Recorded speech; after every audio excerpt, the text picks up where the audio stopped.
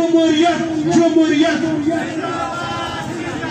جمهوریت جمهوریت دا وخت موجود د جنوبي پښتونخوا ښار په لورلایي کې لکه څنګه چې تاسو ته معلومه ده چې تېرو څو شپې له مخه په لورلایي کې د لورلایي ولسي امن پاڅون په هکله باندې یو اعلان شوی وي او نن پر 9 نومبر باندې دغه ولسي پاڅون د ټولو پارټیانو او د لورلایي د ښاروالو په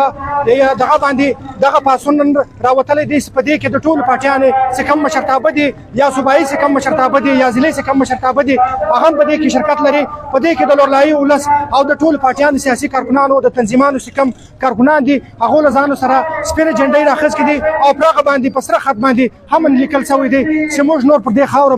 بد امني نه غواړو صرف او صرف پر دې خاوره باندې امن غواړو او د لیسې په بوري کې چې کوم ناروا چیک پوسټونه یا نور چې کومې دلې الاټمنټونه د غروغه شوي دي په هغه عقله باندې دغه لورلایي ولسي پاڅون او په وطن کې چې نورې کومې دهشتګردي او نور چې کوم مسلې مسایل دي په هغه عقله باندې دغه ولسي پاڅون د ټولو سیاسي تنظیمانو په مشترکه اعلان باندې راغوښتل شوی دی نور مخته هم په دې رپورټ کې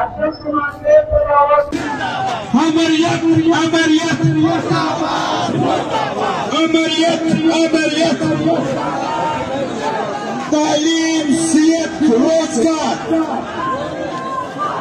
تعلیم صحت